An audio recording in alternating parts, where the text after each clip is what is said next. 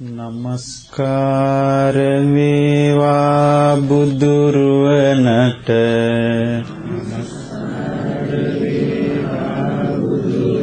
සමදා බුදු හිමි සරණ යමි. නමස්කාර වේවා ධම්රුවනට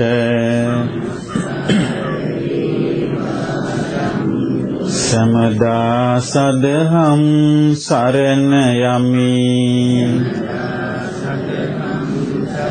නමස්කාර වේවා සංඝරුවනට සමදා මහා සංඝ සරණ යමි. නමස්කාර වේවා තුනුරුවනට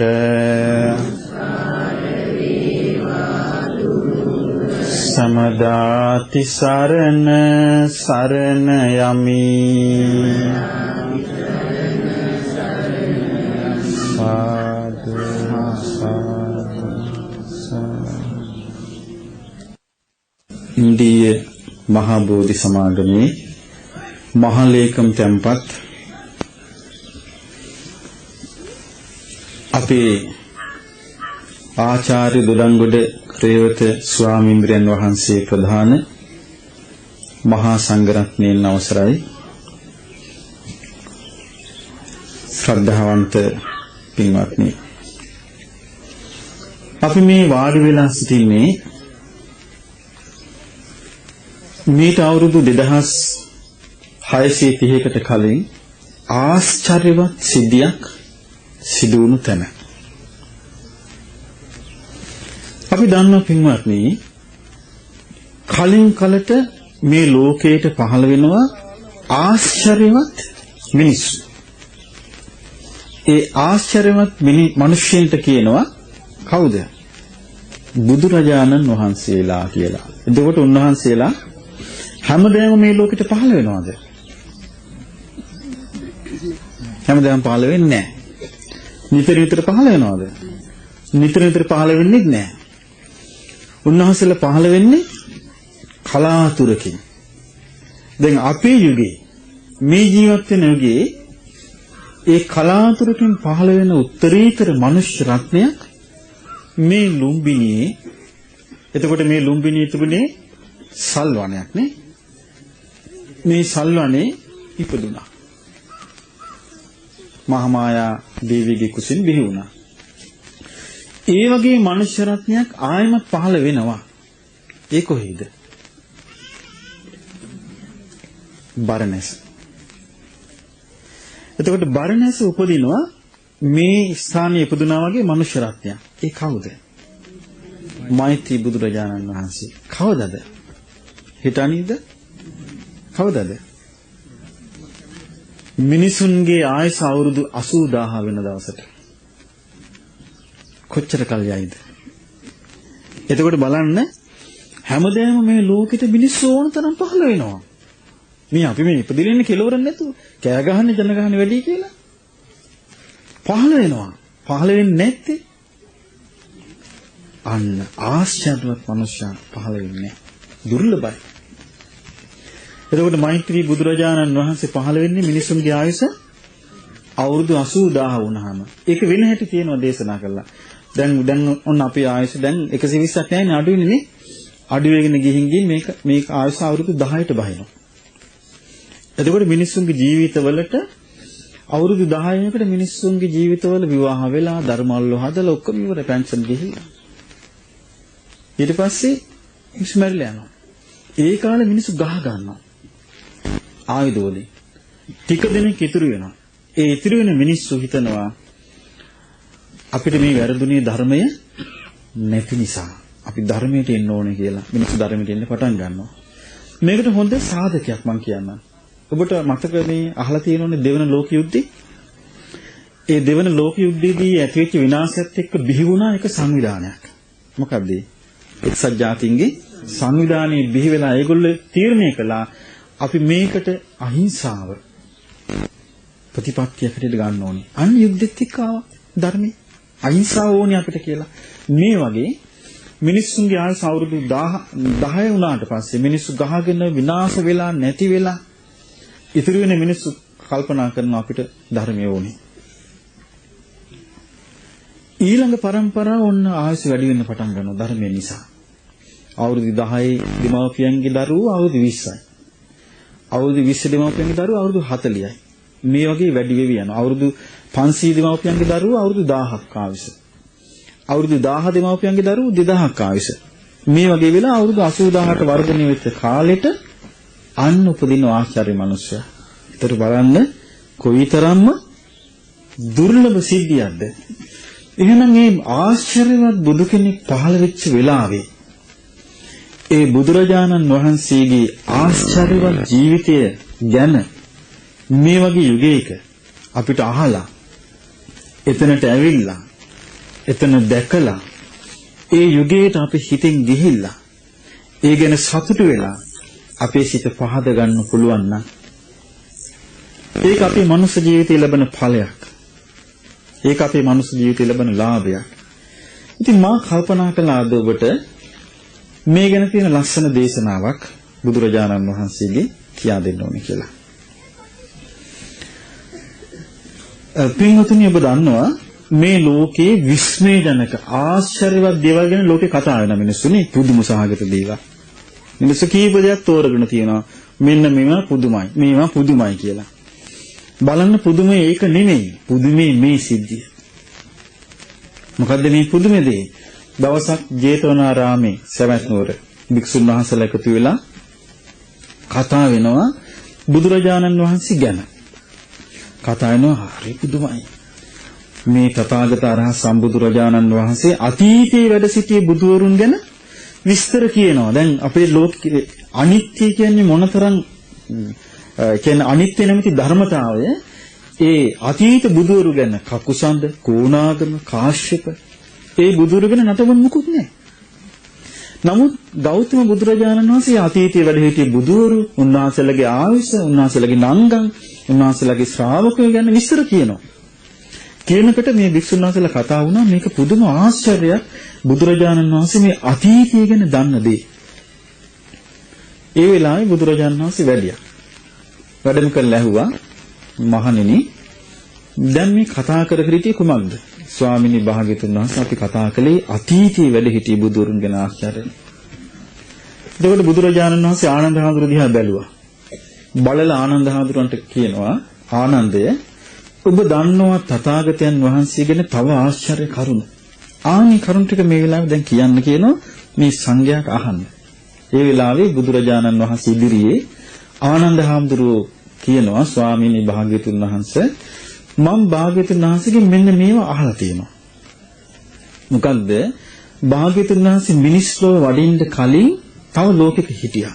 මොකද්ද ඒ ලෝකේ? ඔව් තුසිත දිව්‍ය ලෝකේ. භාග්‍යතුන් වහන්සේගෙන් මම අහලා තියෙනවා මේ තුසිත දිව්‍ය ලෝකේ බෝසතාණන් වහන්සේ නමක් උපදින්නේ මනා සිහිනුවණින්. ඒක ආශ්චර්යයි කියලා. දැන් බලන්න හිතලා දැන් අපි ඉපදුනා. අපිට මතකද අපි කොහොමද මම කුසට ආවේ කියලා?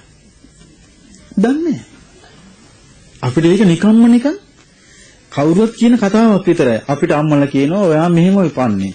ඔයා මේ විදිහට ඇඬුවේ. ඔයා මේව ඉල්ලුවේ පොඩි කාලේ. අපි දන්නවද දැන්? මතක නැහැ. අපේ සිහිනුවන. අන්න බුදු කෙනෙක් ඒක බෝසතාණන් වහන්සේලාට සාධාරණ එකක්. සියලුම බුදුවරු බුද්ධත්වයට පත් වෙන්න කලින් උපදින්නේ කොහෙද? තුසිත දිව්‍ය ලෝකෙ සිහිනුවණින් ඉන්නවා. ඒක ආශ්චර්යයක්. ඊළඟට මේ සියලු බෝසතාණන් වහන්සේලා ඒ තුසිත දිව්‍ය ලෝකෙ ගත කරන කාලේ සිහිනුවණින් ගත කරනවා. ඒක ආශ්චර්යයක්. දැන් බලන්න කොච්චර ආශ්චර්යද. අපිට පුළුවන් ද සිහිනුවණින් පැයක් ඉන්න. අපි සිහියෙන් ඉන්නකොට හිතාගෙන හිටියා කියමු. දැන් අපි හිතාගෙන ඉන්න දැන් මම මේ පැය සිහියෙන් ඉන්නවා. ටිකක් කරනකොට අපි දන්නේම නැහැ වෙන ලෝකෙක ලොකු රවුමක් ගහනවා. ඊට පස්සේ අපි කල්පනා දැන් හිතේ ඉන්නේ මොකක්ද? දැන් හිතිය පටන් ගත්තේ මොකද්ද? අපි සිහිනුවණ එකම අවුල් වෙලා යන ගතියක් තියෙනව නේද?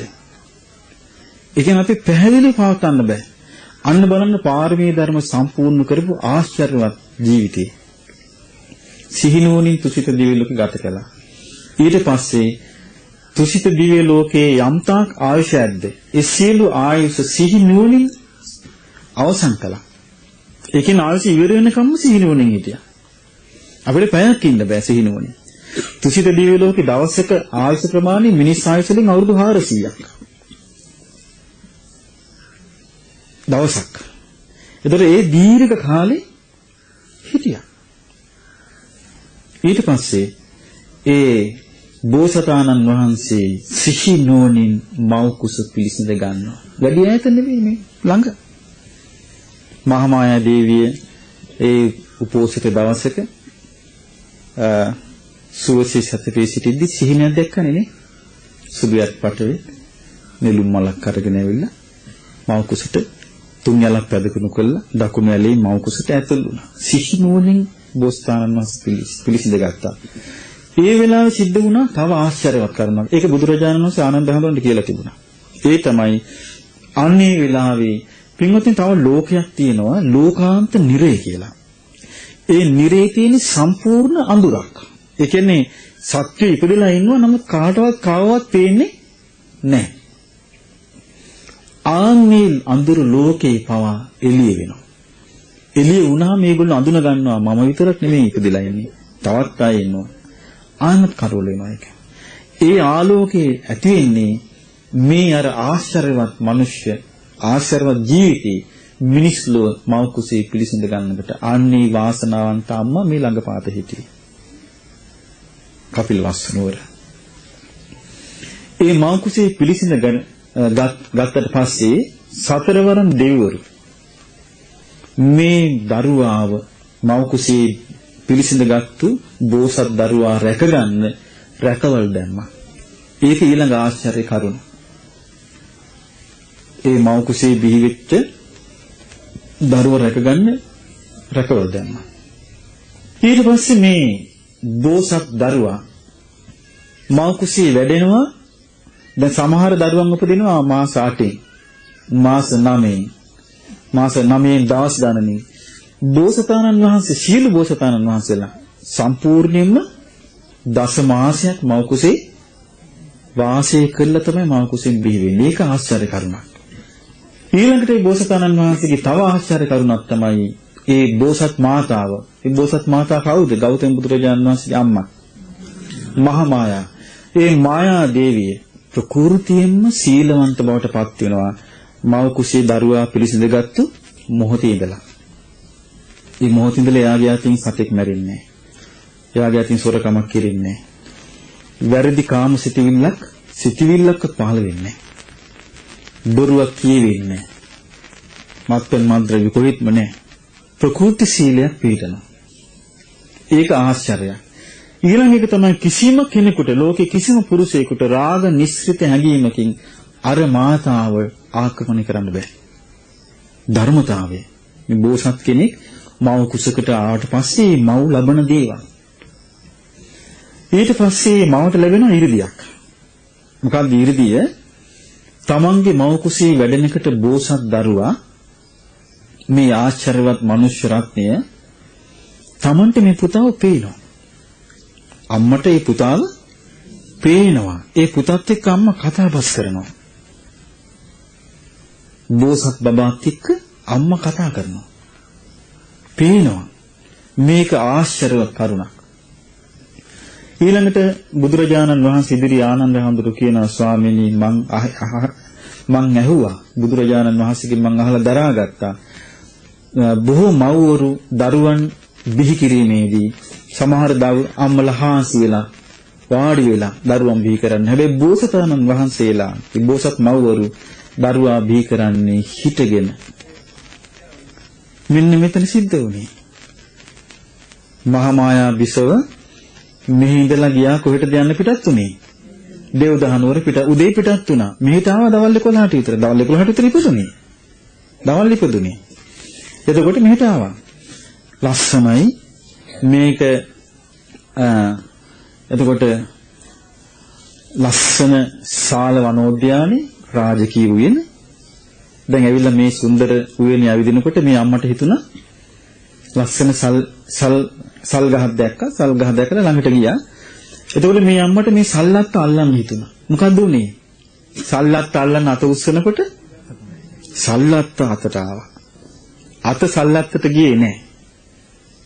මම මොනතරම් පුදුම සහගත දේවල් එක දිගට සිද්ධ වුණා.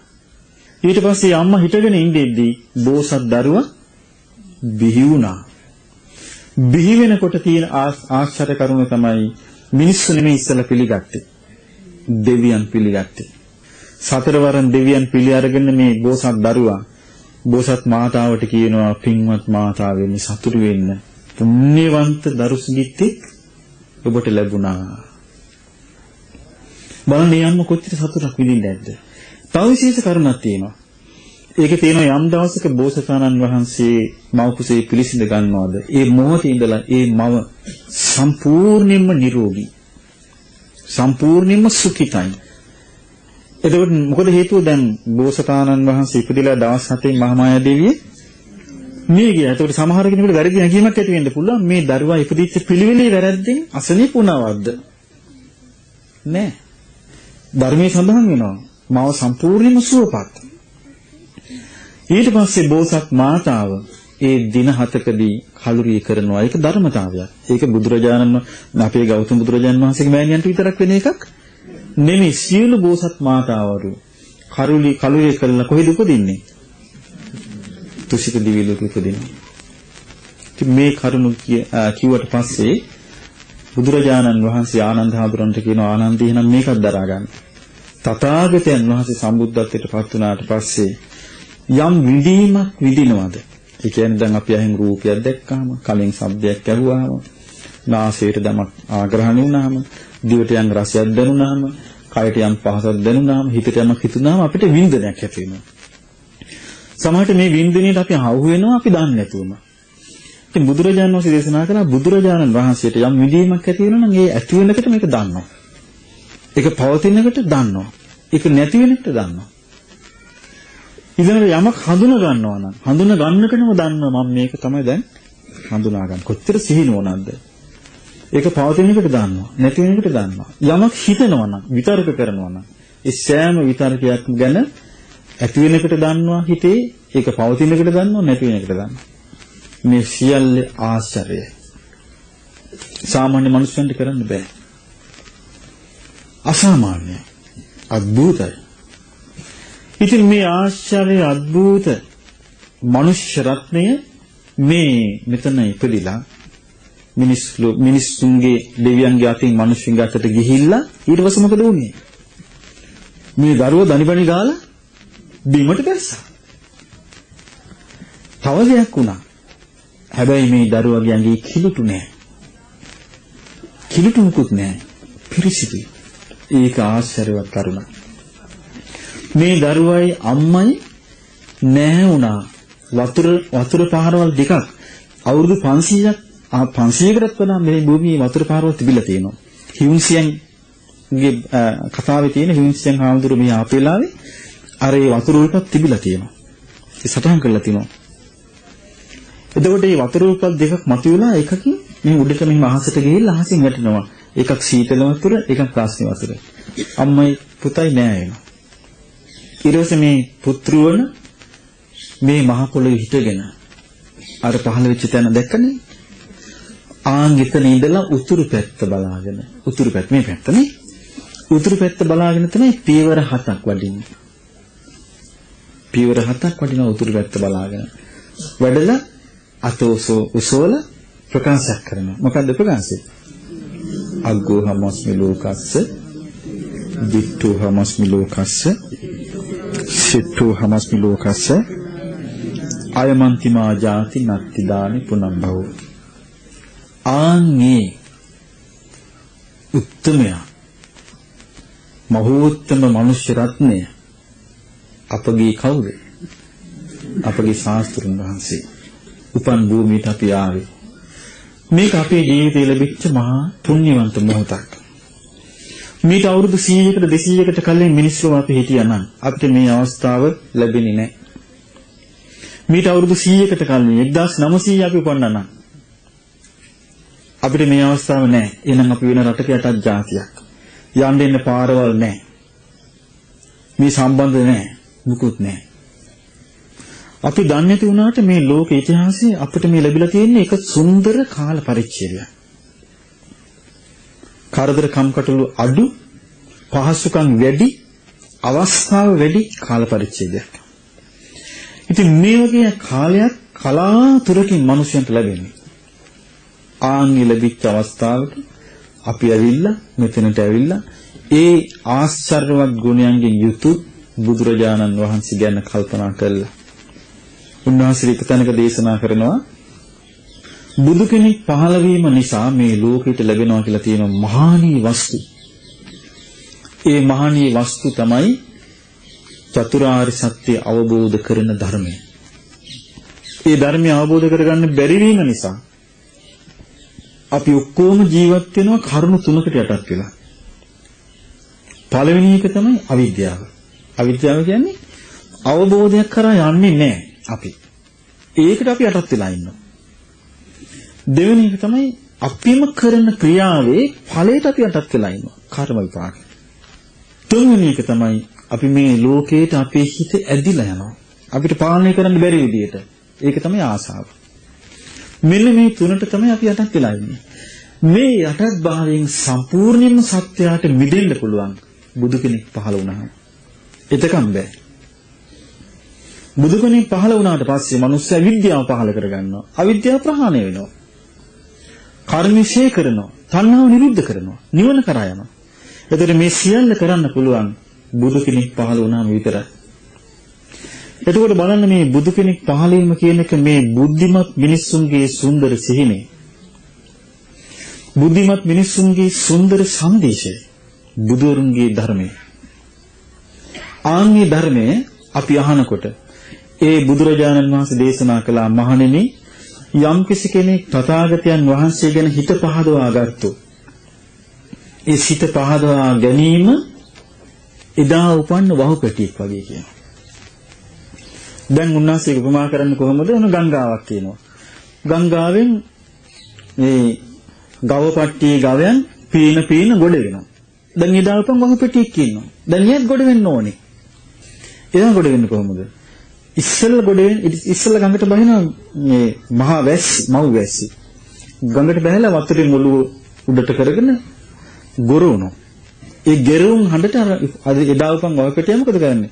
වතුරට බහැලා අර අම්මට හේතු වෙලා අර හඬට හුම්කන් දීගෙන යනවා ඉස්සරහට. කෙලින් යා ඊතර එනවා. බුදුරජාණන් වහන්සේ දේශනා කළා යම් කෙනෙක් සද්ධානුසාරී වෙනවාද? සද්ධානුසාරී කියලා කියන්නේ බුදුරජාණන් වහන්සේ කෙරෙහි හිත පහදවාගෙන ධර්මයේ කෙරෙහි හිත පහදවාගෙන මේ ධර්මයමයි මට ඕනේ කියලා ස්ථිර වෙනවද? එයත් කෙමෙන් සසරින් ඊතරට යනවා. කොච්චර ලස්සනද? මේ ලෝකේ මිත්‍යාවෙන් පිරිච්ච ලෝකේ. පිස්සු දේවල් වලින් අවුල් වෙච්ච ලෝකේ. මිත්‍යා මනස්ගත වලින් අවුල් වෙච්ච ලෝකේ නිර්වුල් මනසක් හදාගන්න ධර්මයක් ලැබිච්ච අපිට. අපිට ඒකේ පහදින්න පුළුවන් නම් ඒක කොච්චර ලාභයක්ද? ඉතින් ඒ නිසා අපි බුදුරජාණන් වහන්සේ ගැන මේ ලුම්බිනි සල්වණේ ගැන හිත පහදවා ගන්න ඕනේ. සන්තෝෂයටපත් වෙන්න ඕනේ. මේ ලුම්බිනි පුණ්‍ය භූමියේදී මහාමායා දේවියගේ කුසින් උපන් සිද්ධාර්ථ ගෞතම බෝසත් කුමරුන්ට මම নমස්කාර කරමි. මාගේ নমස්කාරය වේවා. කවුරුත් මේ කවි ටික කියන්නේ ලස්සනට කියන්නේ මා කියවහම පෙරුම් පුරා බෝසත් පුතු තුසිත පුරෙන් බැස මහාමායා බිසෝන් කුස දසමසක්ම වැස ලුම්බිනි සල්ුයනේදී මහ පොළොවට බැස වැඩියා සත් පියුම් මතින් මහා පුදුම ලෙස සල්ලුයනේ මල් පිපිලා සුවඳ හමන්නේ මහාමායා දේවිය පුතු සුරතට ගන්නේ චාමර සලමින් දෙව් බඹ පිරිස සිටින්නේ තුන් ලොවටම සපත සදන හිරුපායන්නේ චූටි සිරිපතුල් පියවර තබා වඩින විට රෝස පාට නෙළුම් මලේ පාට පෙනෙන විට සත්පියවර තබමින් පුතු පෙරට වඩින විට කොපමණ ලස්සනද කියා මෙයි පෙනේ මට අම්මා කෙනෙකුගේ සිතේ උතුරන සෙනෙහස මහාමායා බිසෝන් හට ගලුවා ගඟ ලෙස බලමින් තම කුසින් උපන් බෝසත් පුතු දෙස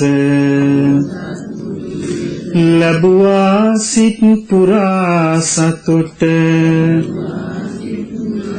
නිවන් සැපත ලෙස සම්බුදුවරු උපත ලබන සුන්දර බිමකට ලුම්බිනි සල්ුයනට අපි ආවා පිනකට බෝසත් පුතු වැඩි බිම මේ සිහි කොට හැම විට දොහොත් මුදුන් දී වඳිනෙමි නිවන් දකින්නට. ඒ බුදුරජාණන් වහන්සේගේ උපත ලැබූ බිම ගැන අපිට මේ විදිහට හිතනකොට නැවිලා පේනවා උන්වහන්සේ දා කොච්චර ලස්සනට උපදින්නේ නැද්ද කියලා. අපි ඒ ගැන මේ විදිහට කියමු. ලුම්බිනි සල්වනේ මල් පිපි සරසුනේ ඒසත් පොහොදිනේ සිහි කරමි සමිදුනේ බිසොන්ද පෙමිනුනේ උයන් සිරි බලමිනේ සන්තොසින් ඇවිද ගොස් ගසක් යට නැවතුනේ පිපුණු සල්ලතු නැමී දේවියට ලං වුණා සිව්වරම් දෙවිවරුන් රැකවලට පැමිණුණා පුංචි බෝසත් බබා මනුලොවට වඩිනදා සාදුනද පතුරමින් දෙව් බඹුන් පැමිණුණා සිහිල් දිය දහරකින්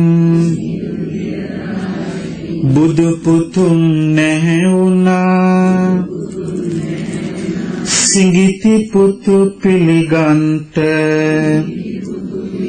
මහ බඹුද පෙමිනුණා තුන් ලොවම එළියවි ඝන අඳුර නැති වුණා නිරිසතුන් පවා එළිය දැක සැනසුණා සාදුනාදෙන් ලොවම මිහිරි හඬ පැතිරුණා දෙව් බඹුන් හා සැවොම සුම්නසින් සනසුනා සිඟිති බෝසත් පුතා වඩින විට පාතබා සිරිපතුල් පිළිගන්ට සත්පියුම් මතුනා ඒ පියුම් මත සෙමෙන් වඩින බෝසත් පුතුන් මෙලෙසින් කියන විට මුළු ලොවම සැනසුණා මම ලොවට අග්‍ර වෙමි මම ලොවට පළමු වෙමි මම ලොවට උතුම් වෙමි නැවත කිසි දින නොෙමි සිඟිති බස් අසා රන් රුවක සිරි බලා කල්ප ගණනින් ලැබෙන බුදු කෙනෙකු මතුණා අහසේ සිටි දෙව් බඹුන් සලයි චාමර සෙමින් මල් සුවඳ හා සුලං හමයි සිසිලස දෙමින් සිඟිති සිරිපාත බුව මේ උතුම් පින්බිමේ අපිත් පාතබන විට ඒ සිනිඳු සුව දැනේ ලුම්බිනි පින්බිමේ පැමිණ මම අද දිනේ තබා නලලත මගේ වඳින්නෙමි සමිඳුනේ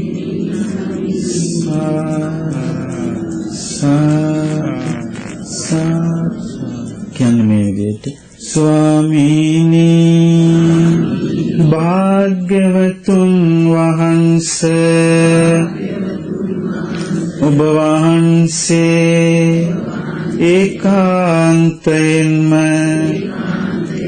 අරහං වනසේක සම්මා සම්බුද්ධ වනසේක විජ්ජාචරණ සම්පන්න වනසේක සුගත වනසේක ලෝකවිදු වනසේක අනුත්තරෝ පුරිස ධම්ම සාරථි වනසේක සත්තා දේව මනුස්සානං වනසේක බුද්ධ වනසේක භගවා වනසේක සාදු සාදු මිසේ අනන්ත ගුණ ඇති බුදුරජාණන් වහන්සේ උපත ලද මේ පින් බිමට මම නමස්කාර කරමි මාගේ නමස්කාරය වේවා ඒ බුදුරජාණන් වහන්සේට මම නමස්කාර කරමි මාගේ නමස්කාරය වේවා ඒ සිරිති බෝසත් පුතා දසමසක් මව් කුස දරා බිහි කරන ලද ඒ මහාමායා දේවියටද මම නමස්කාර කරමි මාගේ නමස්කාරය වේවා ස්වාමීනි භාග්‍යවතුන් වහන්සේ ඔබ වහන්සේ විසින් සම්බුදු බව ලබා දේශනා කොට වදාරන ලද චතුරාර්ය සත්‍ය ප්‍රකාශිත මිහිරි ශ්‍රී සද්ධර්මය ඒකාන්තයෙන්ම ස්වාඛාත වනසේක සම්දිත්තික වනසේක අකාලික වනසේක ඒහිපස්සික වනසේක ඕපනයික වනසේක පච්චත්තං වේදිතබ්බෝ විඤ්ඤූහි වනසේක ඒ උතුම් ශ්‍රී සද්ධර්මයටද මම නමස්කාර කරමි මාගේ නමස්කාරය වේවා ඒ භාග්‍යවත්තු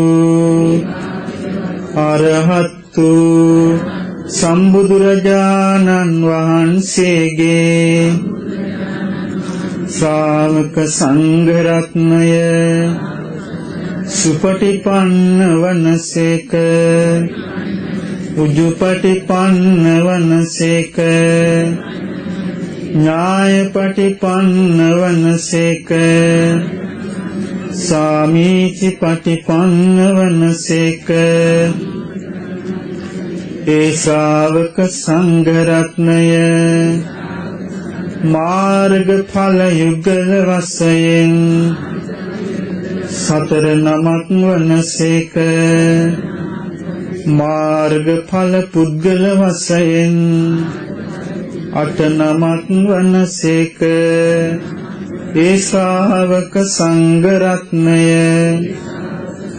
ආහුනේය වනසේක පාහුනේය වනසේක දක්ඛිනේය වනසේක අංජලි කරණීය වනසේක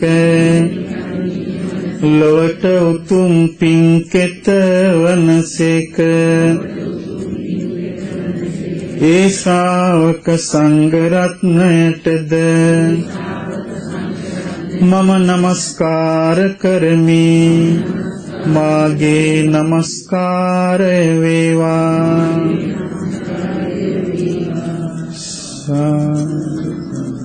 සාදු පින්වත්නි ඉතින් මේ බුදුරජාණන් වහන්සේ නිසා තමයි අපිට මේ තුනුරුවන් පහළ වුණේ බුදුරජාණන් වහන්සේ නමක් මේ ලෝකෙ පහළ වුණේ නැත්නම් අපිට කවදාවත් මේ දුර්ලභ දේ ඒ කියන්නේ බුද්ධ රත්නය ඊළඟට ධම්ම රත්නය සංඝ රත්නය අපට ලැබෙන්නේ මේ තුනුරුවන් පහළ වෙච්ච යුගයේ අපි මේ බුදුරජාණන් වහන්සේගේ මේ ආශ්චර්යවත් ගුණ ගැන හිතලා සන්තෝෂයටපත් වෙලා අපි අදිෂ්ඨානයක් ඇති කරගන්න ඕනේ අනේ අපිටත් මේ ධර්මය අවබෝධ කරගන්න නැත්නම් කොයිතරම් හොඳද අපිට මේ ධර්මයේ හැසිරෙන්නේ නැත්නම් කොයිතරම් හොඳද මේ ධර්මය අවබෝධ කරගෙන මේ ධර්මයේ තුල අපිට බුදුරජාණන් වහන්සේගේ ශාස්ත්‍රයේ පිහිට ලැබෙන ශ්‍රාවකෙක් වෙන්නේ නැත්නම් කොයිතරම් හොඳද කියලා අපි අදිෂ්ඨානයක් ඇති කරගන්න ඕනේ. මෙතන බුදුරජාණන් වහන්සේ පහළ වුණා. සිංහනාද කළා. සිංහනාද කළා මම ලෝකයට අග්‍ර වෙන්නේ. මම ලෝකයට ශ්‍රේෂ්ඨ වෙන්නේ, ජේෂ්ඨ වෙන්නේ. මේ මාගේ අන්තිම උපතයි. අපි නම් කැමති අන්තිම උපතක් කරා යන්නද? අපි කැමති කොහොමද? අපි නම් කියන්නේ මොකද්ද?